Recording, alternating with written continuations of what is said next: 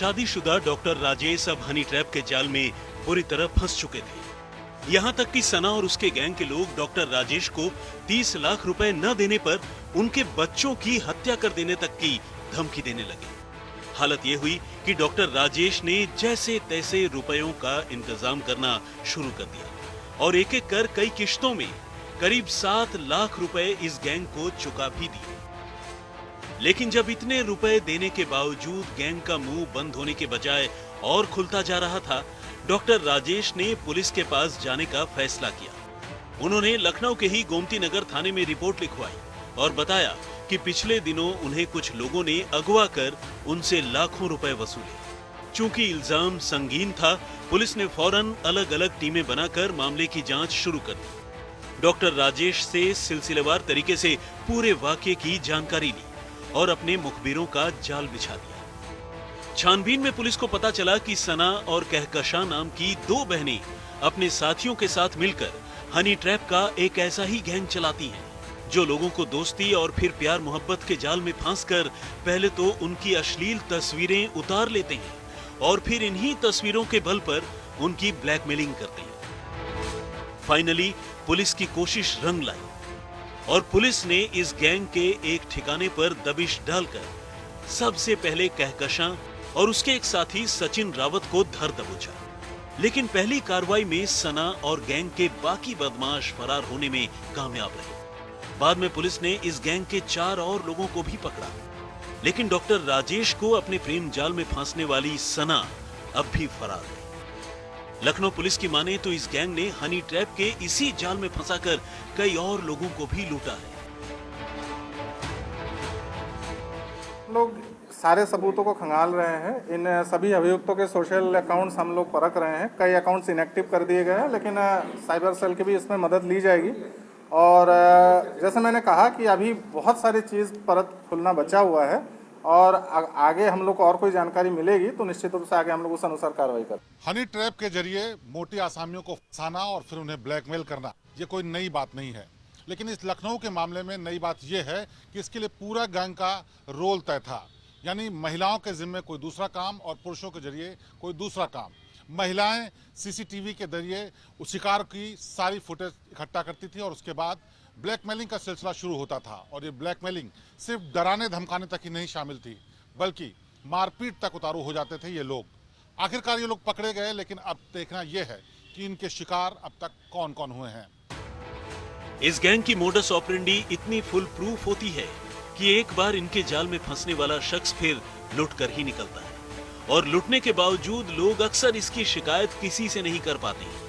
Gang के लोग doctor, professionals, businessman, builder जैसे अमीर लोगों को ही टारगेट करते थे। ज्यादातर मामलों में उनका शिकार शादीशुदा लोग होते थे, जिन्हें ब्लैकमेल करना आसान होता था। गैंग की लड़कियां पहले ऐसे लोगों से दोस्ती करती थी और फिर उन्हें अपने ठिकाने पर बुलाती थी।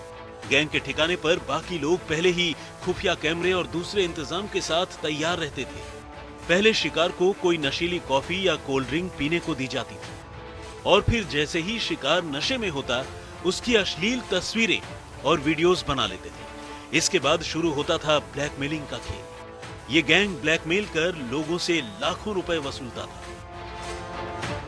फिलहाल पुलिस को अपनी छानबीन में यह भी पता चला है कि इस गैंग के लोगों का ताल्लुक कुछ सेक्स रैकेट चलाने वाले धंधेबाजों से भी है। पुलिस ने तफ्तीश में पता किया है कि गैंग की मास्टरमाइंड सना और उसका पति आदिल पुराने खिलाड़ी हैं। आदिल पुराने लखनऊ का रहने वाला है और सेक्स रैकेट चलाने वाले दीवान का गुर्गा रहा है। इस गैंग ने न सिर्फ लखनऊ में बल्कि पुणे, जयपुर, उदयपुर और दिल्ली समेत कई बड़े शहरों में अमीरों को फांसकर उनसे लाखों रुपए लूटे हैं। गैंग के लोग अक्सर अपने शिकार को लूटने के बाद कुछ महीनों के लिए अपना पता ठिकाना बदल लिया करते थे।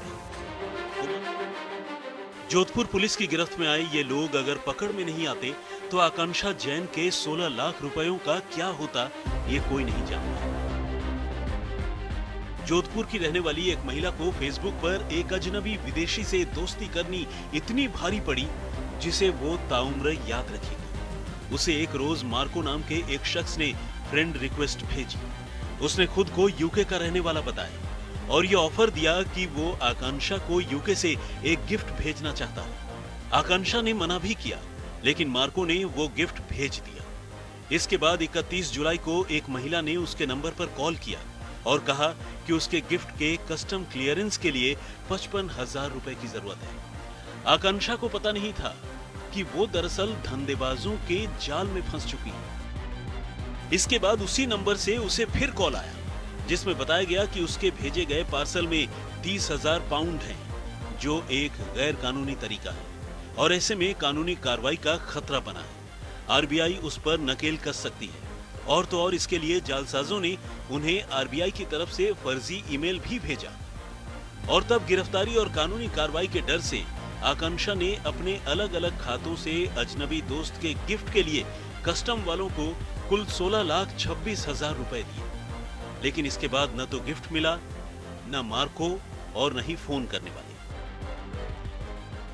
फिलहाल 4 लोग अरेस्ट किया है, 2 पुरुष हैं, 2 महिला हैं और ये फर्जी खाते खोलते हैं और उन फर्जी खातों का इस्तेमाल ऑनलाइन ठगी से लोगों से रुपया जो आता है उसमें ये डलवा देते हैं। असल में ये ठगी का वो ऑनलाइन तरीका था जिसके जाल में फंसकर ठगों ने अपना काम पूरा कर लिया। जैन परिवार ने पुलिस में शिकायत दी और तब चौपासनी हाउसिंग बोर्ड थाने की पुलिस ने मामले की जांच करते हुए फोन नंबर और दूसरी जानकारियों के सहारे ठगों को ढूंढ निकाला। इनमें 2 महिलाओं समेत कुल 4 लोग शामिल हैं जो मुंबई में रहते हैं और इसी तरह फर्जी आईडी बनाकर लोगों से ऑनलाइन ठगी किया करते थे। इनमें न तो कोई मार्को है और न ही कोई कस्टम ऑफिसर।